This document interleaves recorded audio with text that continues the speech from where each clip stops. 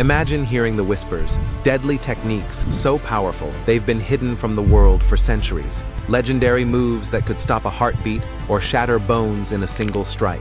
Are these just myths, or could there be some truth behind the stories? Today, we're revealing 10 martial arts techniques so dangerous they've been deliberately erased from history. Masters didn't want them passed on, and for very good reasons. Some of these moves are so brutal that even the most seasoned warriors feared them. These are the moves that were intended to be forgotten, but we're pulling back the curtain to uncover the brutal secrets. Let's kick things off with one of the most terrifying techniques in history, Dim Mak, the death touch. You've probably heard of it in martial arts legends, a touch so precise it could stop your heart with a single strike. While the idea of instant death from a light touch sounds like something out of a fantasy, the concept has roots in a terrifyingly real form of combat.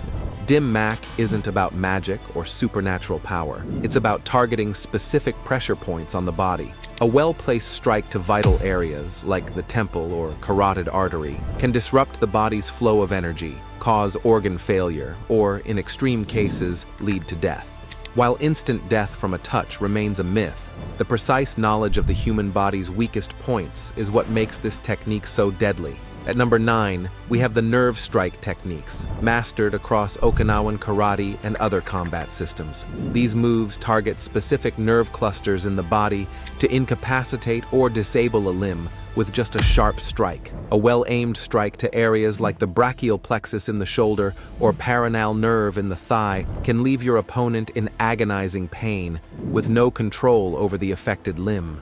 Though full-body paralysis is an exaggeration, the ability to render an arm or leg useless with one hit is all too real.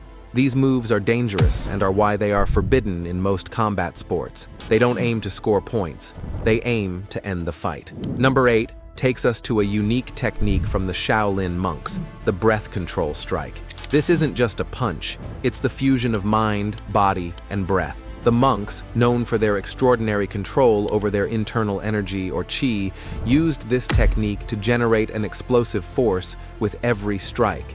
By coordinating their breathing with a precise strike, they could deliver devastating blows to vital areas like the solar plexus or floating ribs. The result?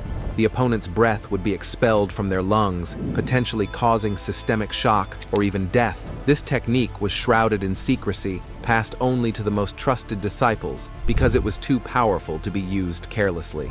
Sometimes the most basic techniques are the most effective, like eye-gouging, which has existed across combat arts from ancient Greece to modern-day self-defense. The eyes are one of the most vulnerable spots on the body, and when attacked, they can cause excruciating pain and permanent blindness. The damage isn't just physical, it's psychological, as the loss of sight immediately incapacitates an opponent. This technique has been banned in virtually every combat sport, but its efficiency in a real-world survival scenario is undeniable. With a quick jab or press, the fight is over, and your opponent is helpless.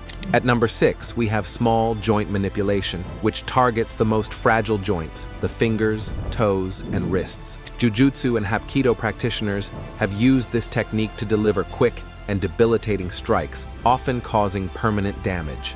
Unlike traditional joint locks, which give opponents the chance to tap out, small joint manipulation is designed to cause immediate, intense pain with minimal effort. A quick twist or bend of the pinky or thumb can easily break the joint or dislocate it, leaving the opponent defenseless. These techniques are banned in almost every combat sport because of how easily they can cripple an opponent with just a single strike.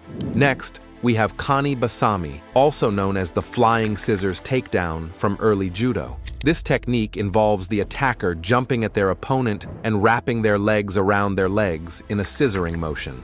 One leg sweeps behind their knees, while the other strikes their thigh, creating immense rotational force. The result?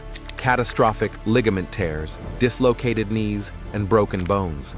The move was so dangerous that it was officially banned from judo competitions after a high-profile injury. The legacy of Kani Basami is one of brutality, with a focus on joint destruction, making it a technique to fear. In the Philippines, the art of dual blade fighting emerged from Kali, Arnis, and Eskrima. This technique involved wielding two blades simultaneously, overwhelming opponents with rapid and unpredictable strikes. Filipino warriors became so feared for their skill with dual blades that during the Spanish colonization, the Spanish outlawed the carrying of blades.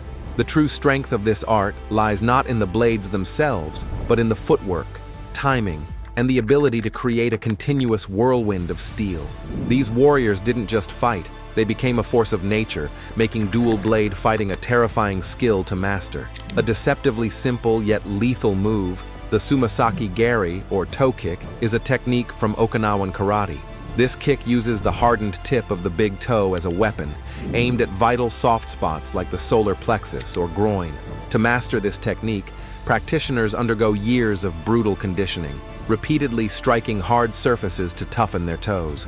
When delivered correctly, this kick can incapacitate an opponent, but the risk of injury to the attacker is high. If you miss or misstep, you're more likely to break your own toe than land a blow.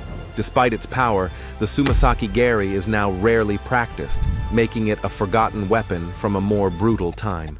At number 9, we enter the realm of animal-inspired techniques, like those found in Bokkeatur, a Cambodian martial art.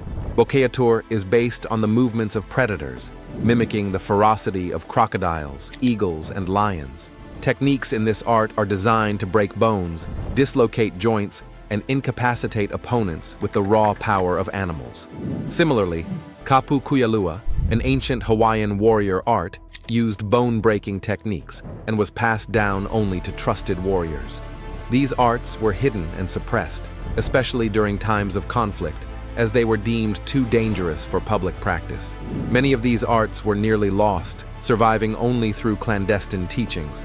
Finally, we have the infamous pile driver, a technique from European wrestling that's both simple and devastating. The move is straightforward. Flip your opponent upside down and drive their head directly into the ground. If performed correctly, it's an instant game changer. The impact can cause severe spinal injuries, neck fractures, and potentially even death.